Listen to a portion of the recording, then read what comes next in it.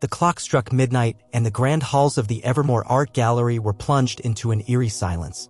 The only sound was the soft hum of the air conditioning, which seemed to echo through the vast, empty space. The gallery was a labyrinth of marble floors, high ceilings, and walls adorned with priceless works of art. But among the masterpieces, there was one painting that stood out, not for its beauty, but for the unease it inspired. The painting was titled The Collector. It was an old, oil-on-canvas piece, framed in ornate gold. The subject was a figure shrouded in darkness, their face obscured by a swirling mist. The background was a chaotic blend of colors, as if the artist had tried to capture the essence of madness itself. But the most unsettling feature was the eyes, two piercing, lifelike orbs that seemed to follow you no matter where you stood. Security guard Marcus Hale had seen the painting countless times during his nightly rounds. He had always found it disturbing, but lately it seemed to be getting worse. Visitors would stop in front of it, transfixed, only to leave the gallery looking pale and shaken. Some even claimed they felt as though the painting was watching them. Tonight, as Marcus made his rounds, he noticed something unusual. The air around the collector felt colder, heavier, as if the painting was radiating some kind of malevolent energy. He paused in front of it, his flashlight casting a beam of light across the canvas.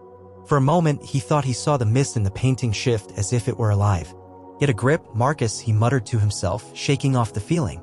He was about to move on when he noticed something else, a faint, almost imperceptible sound, like a whisper. He leaned closer, straining to hear. The whisper grew louder, more insistent, until it became a voice. Look closer. Marcus froze. The voice was coming from the painting. He took a step back, his heart pounding. This had to be some kind of prank, right? Maybe one of the other guards was messing with him. But as he stared at the painting, the mist began to swirl faster and the eyes seemed to glow with an otherworldly light. Look closer. The voice urged again. Against his better judgment, Marcus leaned in. The mist parted, revealing a face that was horrifyingly familiar. It was the face of a young woman who had visited the gallery just a few days ago. She had been one of the ones who had left looking pale and shaken. But now her face was trapped in the painting, her eyes wide with terror. Marcus stumbled back, nearly dropping his flashlight. He had to be hallucinating. There was no way this was real. But as he looked around, he realized that the other paintings in the gallery were watching him. Their subjects' eyes followed his every move, their expressions twisted into grotesque smiles. He needed to get out of there. He turned and ran, his footsteps echoing through the empty halls. But as he reached the exit, he heard the voice again, louder this time. You can't escape. Marcus slammed the door shut behind him, leaning against it as he tried to catch his breath. He had no idea what was happening, but one thing was clear, the painting was dangerous. And if he didn't do something about it, he might be its next victim. Marcus sat in the dimly lit security office, his hands trembling as he sipped a cup of coffee that had long gone cold. The events of the night replayed in his mind like a nightmare he couldn't wake up from. The face in the painting, the whispers, the feeling of being watched, it was all too real to dismiss as exhaustion or a trick of the light. He knew he had to do something, but what? Destroying the painting seemed like the obvious solution, but something told him it wouldn't be that easy. The gallery's archives were stored in a small room adjacent to the office. Marcus had never paid much attention to them before, but now they seemed like his only hope. If the collector had a history, it would be documented there. He grabbed a set of keys and made his way to the archives, his footsteps echoing in the empty hallway. The room was cramped and smelled of old paper. Shelves lined the walls, filled with dusty folders and boxes labeled with dates and exhibition names. Marcus began searching through the files, looking for anything related to the collector. After what felt like hours, he found a folder labeled Acquisitions 1987. Inside was a single sheet of paper with a brief description of the painting, The Collector, oil on canvas, artist unknown. Acquired from the estate of Victor Blackwood, a reclusive art dealer who died under mysterious circumstances. The painting is believed to date back to the late 19th century, though its exact origins remain unclear. It has been exhibited in several galleries across Europe, often accompanied by reports of strange occurrences. Marcus frowned. Strange occurrences? That was an understatement. He flipped the page over, hoping for more information, but the back was blank. Frustrated, he turned to the gallery's computer and began searching for Victor Blackwood. What he found sent a chill down his spine. Victor Blackwood had been a prominent art dealer in the 1980s, known for his collection of rare and controversial works. But his career had ended abruptly when he was found dead in his home, his face missing. The police had ruled it a homicide, but no suspect was ever identified. Marcus's stomach churned as he read the details. Blackwood's death wasn't an isolated incident. Over the years, several people associated with the Collector had met similar fates: curators, collectors, even security guards. Their faces had been stolen, leaving behind empty, featureless skin. Marcus leaned back in his chair, his mind racing. The painting wasn't just cursed. It was a predator, feeding on the faces of those who came too close. And now it had its sights set on him. He needed a plan. Destroying the painting was still his first instinct, but he couldn't do it alone. He needed someone who knew more about the supernatural, someone who could help him understand what he was dealing with. As he scrolled through his phone contacts, a name caught his eye: Dr. Evelyn Cross, a professor of art history at the local university. She had given a lecture at the gallery a few months ago, and Marcus remembered her mentioning an interest in the darker side of art. It was late, but he didn't care. He dialed her number, hoping she would answer. After a few rings, a groggy voice came on the line. "Hello, Dr. Cross? This is Marcus Hale, the security guard at the Evermore Gallery. I'm sorry to call so late, but I need your help. It's about a painting, The Collector." There was a pause on the other end of the line. When Dr. Cross spoke again, her voice was sharp and alert. "What about it? I think it's alive, and it's stealing people's faces." Another pause, longer this time. "I'll be there in 20 minutes. Dr. Evelyn Cross arrived at the gallery just as the first light of dawn began to creep through the windows. She was a tall, sharp-featured woman in her late 40s, with a no-nonsense demeanor that immediately put Marcus at ease. She carried a leather satchel stuffed with books and papers, and her eyes gleamed with a mix of curiosity and concern. "Show me the painting," she said without preamble. Setting her bag down on the security desk, Marcus led her to The Collector, which hung in its usual spot, seemingly innocuous in the soft morning light. But as they approached, the air grew colder, and Marcus could have sworn he saw the mist in the painting swirl faintly. Dr. Cross studied the painting intently, her brow furrowed. "Fascinating," she murmured, pulling a pair of glasses from her bag. "The brushwork is exquisite, but there's something off about it. The composition, the colors. It's almost as if the artist was trying to convey something beyond the physical." "It's more than that," Marcus said, his voice low. "It's alive. It talks. It steals faces." Dr. Cross glanced at him, her expression unreadable. "Tell me everything." Marcus recounted the events of the past few nights. The whispers, the face in the mist, the research he'd done on Victor Blackwood and the others who had died. Dr. Cross listened intently, occasionally jotting notes in a small notebook. When he finished, she nodded slowly. "You're not crazy," she said.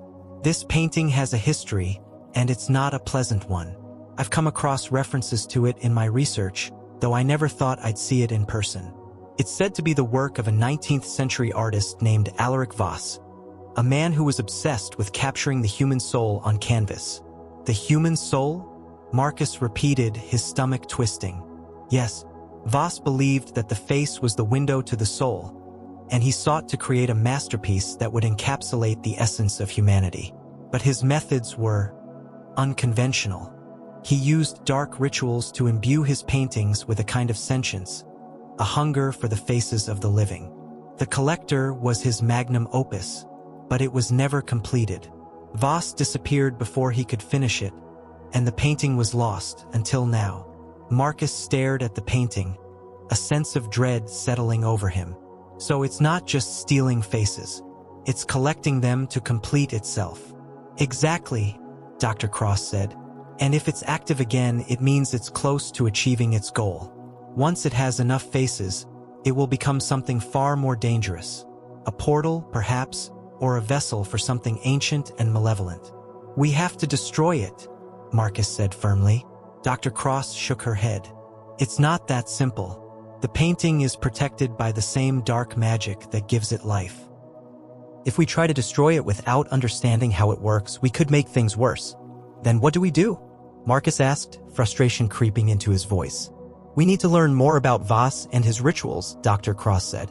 "There may be a way to reverse the process, to free the faces it's taken and put an end to this once and for all." but we'll need to act quickly. If the painting senses that we're a threat, it won't hesitate to defend itself. As if on cue, the lights in the gallery flickered and the temperature dropped sharply. Marcus and Dr. Cross exchanged a glance, their breath visible in the suddenly frigid air. "It knows we're here," Marcus whispered. The mist in the painting began to swirl violently, and the whispers returned, louder and more insistent than before. A vial of dark liquid, a bundle of dried herbs, a small silver knife, and a piece of parchment covered in intricate symbols. "This ritual is based on ancient practices used to banish malevolent spirits," Dr. Cross explained as she arranged the items. "The painting is essentially a vessel for Alaric Voss's dark magic, so we need to disrupt the energy that sustains it. The key is to create a counterbalance, a force strong enough to sever its connection to the trapped souls." Marcus watched her carefully, his nerves on edge. "And how do we do that?" "We'll need to draw the painting's power out of the canvas and into a physical object," she said, holding up the vial. "This contains a mixture of iron filings, salt, and holy water, substances that are known to repel dark energy. Once the power is contained, we can destroy it." "And what about the faces?" Marcus asked. "The people it's trapped?" Dr. Cross's expression softened. "If we succeed, the souls will be released. They'll find peace." Marcus nodded, though he couldn't shake the feeling that something was about to go terribly wrong. "What do you need me to do?" "You'll need to keep the painting distracted," she said. "It's drawn to you, Marcus. It sees you as a potential victim. If you can hold its attention, I can perform the ritual without interference." Marcus's stomach churned at the thought of facing the painting alone, but he knew there was no other way. "All right, let's do this." They returned to the gallery's main hall, where the collector hung in its usual spot.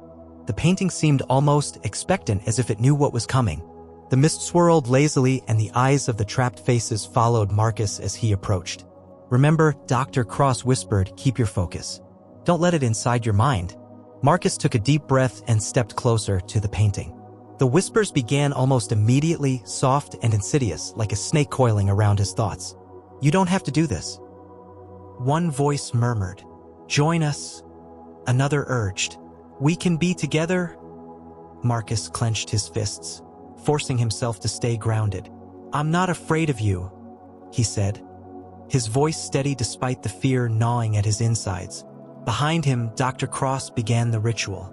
She lit the bundle of herbs, the smoke curling upward in thin tendrils, and began to chant in a language Marcus didn't recognize. The air grew heavy, charged with energy, and the painting seemed to react. The mist churned violently, and the whispers grew louder, more desperate. "Stop her!" the voices screamed. "She'll destroy us." Marcus felt a sudden pressure in his head, as if the painting was trying to force its way into his mind. He staggered, clutching his temples, but he refused to look away. "You're not getting me," he growled through gritted teeth.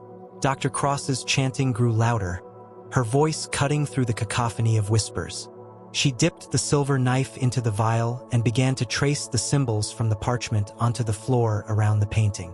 The liquid sizzled as it made contact with the marble, and the painting let out a sound that was almost a scream, a high-pitched, inhuman wail that made Marcus's blood run cold.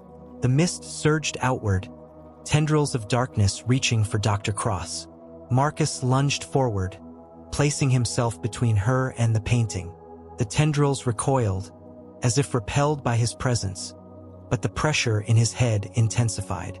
He could feel the painting probing his mind, searching for weakness. "You can't win," the voices hissed. "You're already ours." Marcus's vision blurred, and for a moment, he saw himself in the painting, his face twisted in terror. He shook his head, forcing the image away.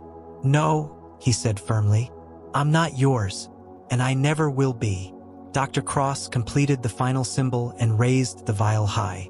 "Now!" she shouted. Marcus stepped aside, and Dr. Cross hurled the vial at the painting. It struck the canvas with a sound like shattering glass, and the dark liquid spread rapidly, seeping into the paint. The mist writhed and twisted, the trapped faces screaming in unison as the painting's power was drawn into the vial. For a moment, it seemed like the ritual had worked. But then the painting began to fight back. The mist coalesced into a single monstrous form, a shadowy figure with glowing eyes and a gaping maw. It lunged at Dr. Cross, knocking her to the ground. Marcus didn't hesitate. He grabbed the silver knife and plunged it into the canvas. The figure let out an ear-splitting shriek, and the painting began to crack and splinter, the trapped faces breaking free in bursts of light. But as the painting disintegrated, the shadowy figure turned its gaze on Marcus. "You?" it hissed, its voice filled with malice. "You will pay for this?"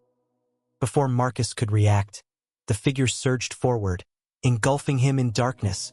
Marcus felt as though he were falling, tumbling through an endless void of darkness. The whispers were deafening now, a cacophony of voices that seemed to come from every direction. He couldn't see, couldn't breathe, couldn't think.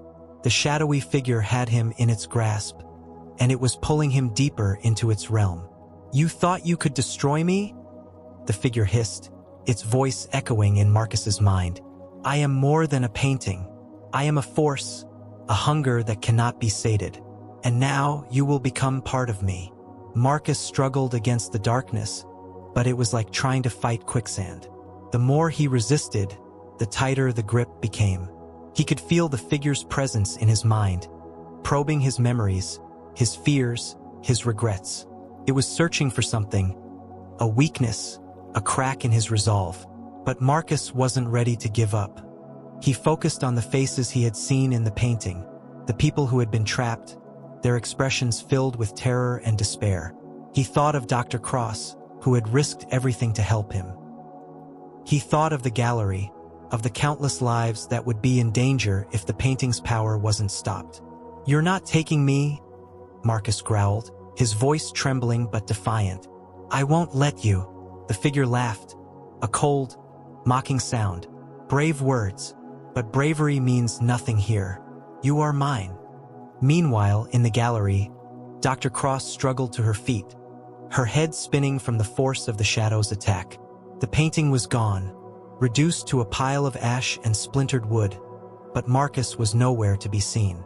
She knew what had happened. The shadow had taken him. "No," she whispered, her heart pounding. "Not like this." She rushed to the security office, her mind racing. The ritual had worked, but it hadn't been enough. The painting's power was too strong, too deeply rooted in the dark magic that had created it. If she was going to save Marcus, she would need to do something drastic. Dr. Cross grabbed her satchel and began rifling through its contents. She pulled out a small, leather-bound book, a grimoire she had acquired years ago but had never dared to use.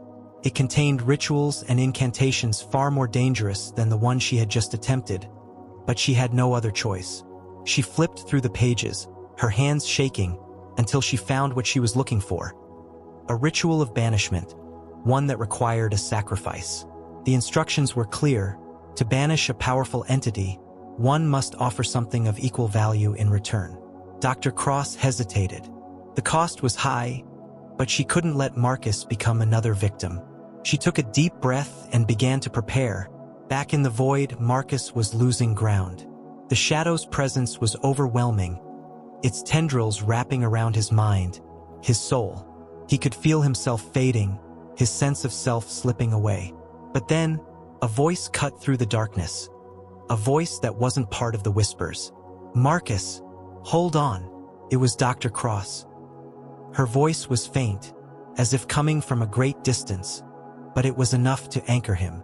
He focused on it, using it as a lifeline to pull himself back from the edge. The shadow roared in anger, its grip tightening. "She cannot save you." But Marcus wasn't listening. He clung to Dr. Cross's voice, using it to fight back against the darkness. He thought of the faces in the painting, of the people who had been trapped for so long. He thought of the gallery, of the life he had built there. He thought of his own face, his own identity, and he refused to let it be taken. "You don't own me," he said, his voice steady now, "and you never will." In the gallery, Dr. Cross completed the ritual.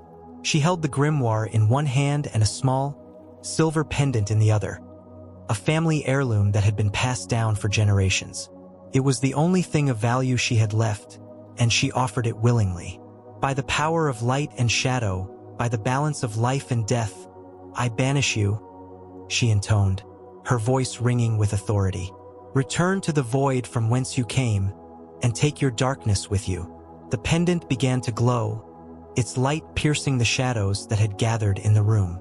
The air grew warm, and the whispers faded, replaced by a deep, resonant hum. And then, with a sound like a thunderclap, the shadow was gone. Marcus opened his eyes, gasping for air. He was lying on the gallery floor, the morning light streaming through the windows. Dr. Cross knelt beside him, her face pale but relieved. "You did it," she said, her voice trembling. "You fought it off." Marcus sat up slowly, his head spinning. "What happened?" "The ritual worked," she said. "The shadow is banished. But it cost me something precious." Marcus noticed the pendant in her hand, its surface now cracked and dull. "Dr. Cross, I'm sorry." She shook her head. "It was worth it. You're safe and the painting is gone. That's all that matters." Marcus looked around the gallery, half expecting to see the painting still hanging on the wall. But it was gone, its presence erased. The faces of the trapped souls were free, their light scattered like stars in the morning sky. "Thank you," he said quietly. "I couldn't have done this without you." Dr. Cross smiled faintly. "We did it together. But this isn't over. The painting may be gone, but its creator's legacy lives on. There are other works out there, other vessels for dark magic. We need to find them before they can cause more harm." Marcus nodded, a sense of determination settling over him. "Then let's get to work." The days that followed the destruction of the collector were a blur of research and recovery. Marcus and Dr. Cross spent hours in the gallery's archives poring over old records and obscure texts, searching for any mention of Alaric Voss or his other works. What they found was both fascinating and terrifying. Voss had been a prolific artist, creating dozens of paintings over his lifetime. But his later works, those created after he began experimenting with dark rituals, were shrouded in mystery. Many had been lost or destroyed, but a few were rumored to still exist, hidden away in private collections or forgotten corners of the world. According to this, Dr. Cross said, holding up a faded journal, Voss believed that his paintings were more than just art. He saw them as vessels for his own immortality. By trapping souls within them, he hoped to cheat death and live on through his work. Marcus frowned. So, the collector wasn't just collecting faces. It was collecting him. In a sense, Dr. Cross replied. Each face added to the painting brought him closer to his goal. But the ritual was never completed. Something went wrong and Voss disappeared. His paintings were scattered and his legacy was forgotten until now. Marcus leaned back in his chair, his mind racing. If there are more paintings out there, we need to find them. Before someone else does. Dr. Cross nodded. Agreed. But it won't be easy. These paintings are dangerous and they'll fight to protect themselves. We'll need to be careful. Their first lead came from a letter written by Victor Blackwood, the art dealer who had owned the collector. In it, he mentioned a painting called The Veil of Shadows, which he described as the key to Voss's ultimate masterpiece. The letter didn't say where the painting was, but it did mention a name, Eleanor Grayson, a reclusive heiress who had been one of Blackwood's clients. Eleanor Grayson, Dr. Cross murmured, tapping the name on the page. I've heard of her.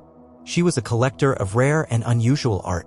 If anyone would have information about Voss's other works, it's her. Marcus raised an eyebrow. You think she's still alive? She would be in her 90s by now, Dr. Cross said. But if she's still alive, we need to talk to her. A week later, they found themselves standing outside Grayson Manor, a sprawling estate on the outskirts of the city.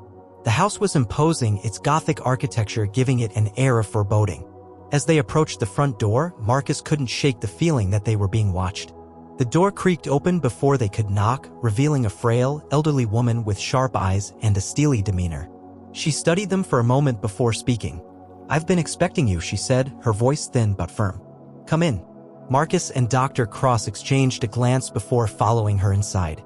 The interior of the house was as grand as the exterior, filled with antique furniture and priceless art. But Marcus's attention was drawn to a painting hanging above the fireplace, a dark, swirling canvas that seemed to pulse with energy. That's one of his, isn't it? Dr. Cross asked, her voice barely above a whisper. Eleanor nodded. The Veil of Shadows. One of Voss's final works. It's different from the others. More powerful. Marcus felt a chill run down his spine. Why do you have it? Eleanor's expression darkened. I didn't seek it out. It came to me just as it will come to you. Voss's paintings have a way of finding their way to those who can appreciate them. Dr. Cross stepped closer to the painting, her eyes narrowing. What do you mean? Eleanor sighed, her shoulders slumping as if weighed down by the weight of her knowledge. Voss's paintings are alive, in a sense. They seek out those who are drawn to darkness, those who have something to hide. And once they have you, they never let go. Marcus glanced at Dr. Cross, a sense of unease settling over him. We need to destroy it. Eleanor shook her head. You can't. Not without the key. The key? Marcus repeated. Voss's ultimate masterpiece, Eleanor said. A painting that holds the essence of his power. If you can find it, you can destroy all of his works at once. But it won't be easy. The painting is hidden, protected by traps and illusions. And it's guarded by something far worse than shadows. Dr. Cross's eyes widened. Do you know where it is? Eleanor hesitated, then nodded. I do. But the cost of that knowledge is high. Are you willing to pay it? Marcus and Dr. Cross exchanged a glance. They had come too far to turn back now. We'll do whatever it takes, Marcus said firmly. Eleanor smiled faintly. Then listen carefully. The painting is hidden in Voss's studio deep within the Blackwood Forest. But be warned, the forest is alive and it does not take kindly to intruders. The Blackwood Forest loomed before them like a living entity, its twisted trees and dense undergrowth casting long shadows that seemed to stretch endlessly. Marcus and Dr. Cross stood at the edge of the forest, the weight of Eleanor's warning heavy on their minds. The air was thick with the scent of damp earth and decaying leaves, and the silence was unnerving. No birdsong, no rustling of animals, just an oppressive stillness. This place feels wrong, Marcus muttered, adjusting the strap of his backpack. Inside were the tools they would need for the journey. Flashlights, a map of the forest, and the grimoire Dr. Cross had brought from the gallery. It's not just a forest, Dr. Cross said, her voice low. It's a barrier. Voss designed it to keep people out or to trap them inside. Marcus glanced at her. You think the forest is part of his ritual? I do, she replied. The trees, the shadows, the silence. It's all part of the illusion. We need to stay focused. If we let our guard down, the forest will consume us. They stepped into the forest, the canopy above blotting out the sun. The path ahead was narrow and overgrown, the trees pressing in on either side. As they walked, Marcus couldn't shake the feeling that they were being watched. The shadows seemed to move when he wasn't looking, and the whispers, faint, almost imperceptible, returned, tugging at the edges of his mind. Turn back, one voice murmured. You don't belong here. Another hissed. Marcus clenched his fists, forcing himself to ignore the voices.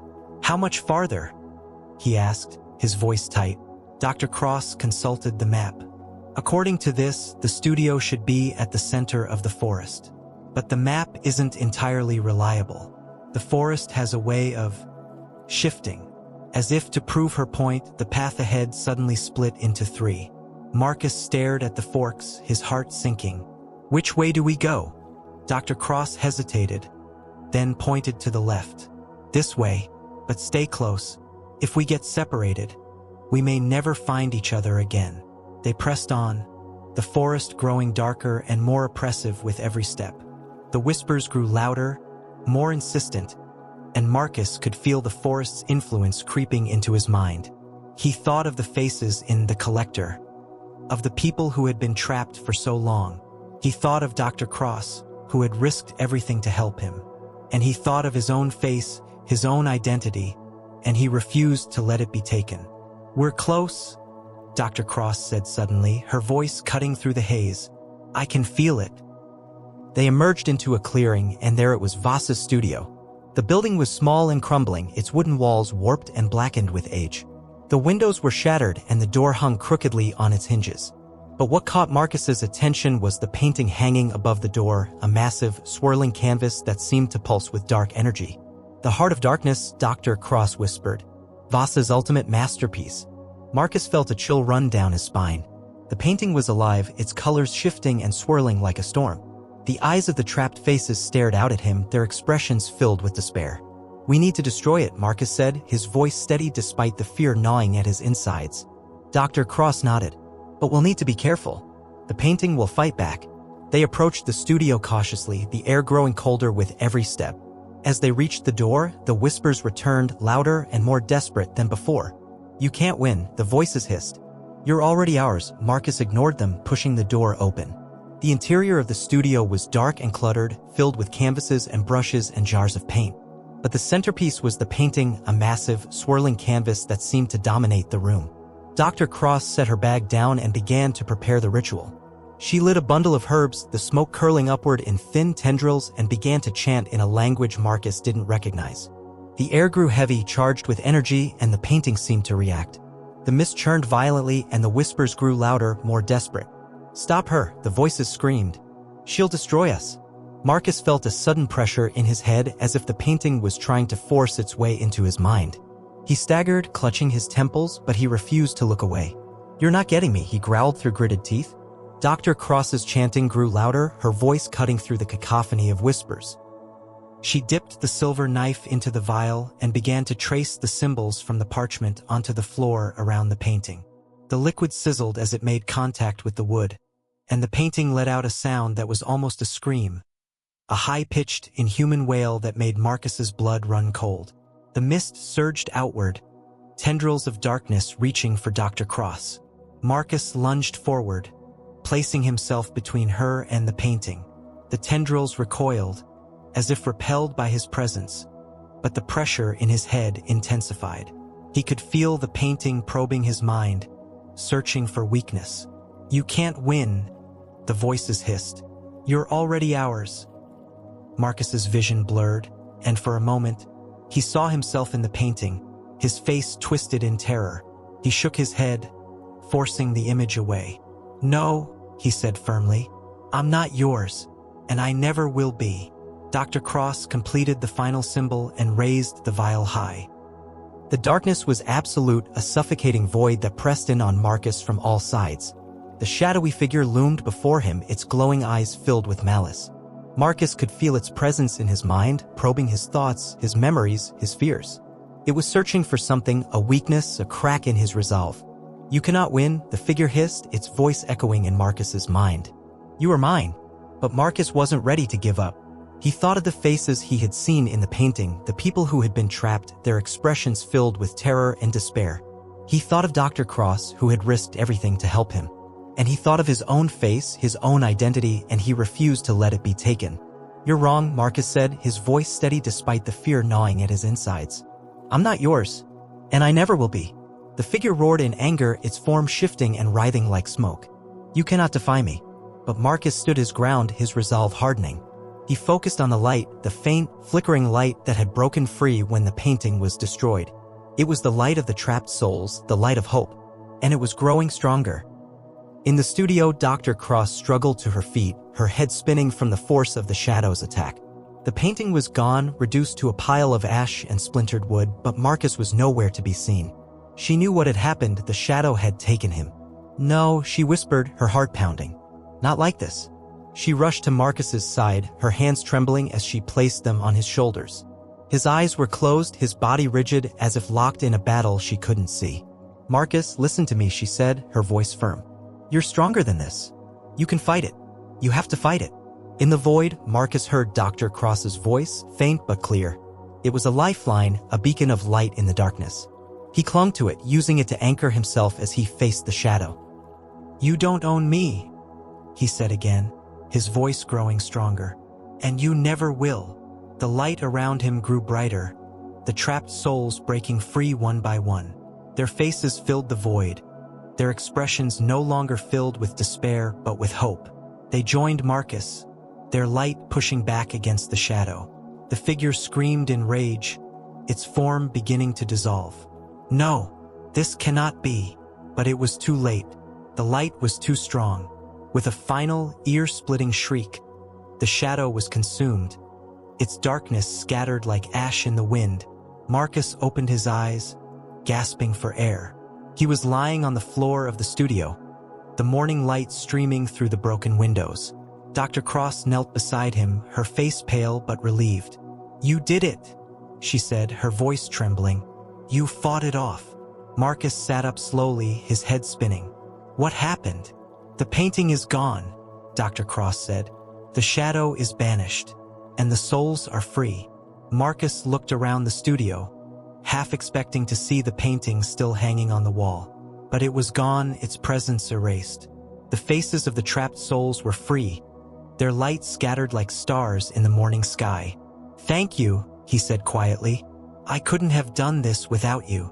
Dr. Cross smiled faintly. "We did it together. But this isn't over. The painting may be gone, but its creator's legacy lives on. There are other works out there, other vessels for dark magic. We need to find them before they can cause more harm." Marcus nodded, a sense of determination settling over him. "Then let's get to work." In the weeks that followed, Marcus and Dr. Cross continued their search for Alaric Voss's other works. They traveled to distant cities, explored forgotten archives, and followed every lead they could find. It was a daunting task, but they were determined to see it through. As they worked, Marcus couldn't help but feel a sense of purpose. He had faced the darkness and emerged stronger. He had saved not only himself but countless others. And he knew that, no matter what challenges lay ahead, he would face them with the same courage and resolve. The legacy of Alaric Voss was a dark one, but Marcus and Dr. Cross were determined to bring it to an end. Together, they would ensure that no one else would fall victim to the cursed paintings. And as they stood on the brink of a new journey, Marcus knew one thing for certain. He was no longer just a security guard. He was a protector, a fighter, and a beacon of hope in the face of darkness.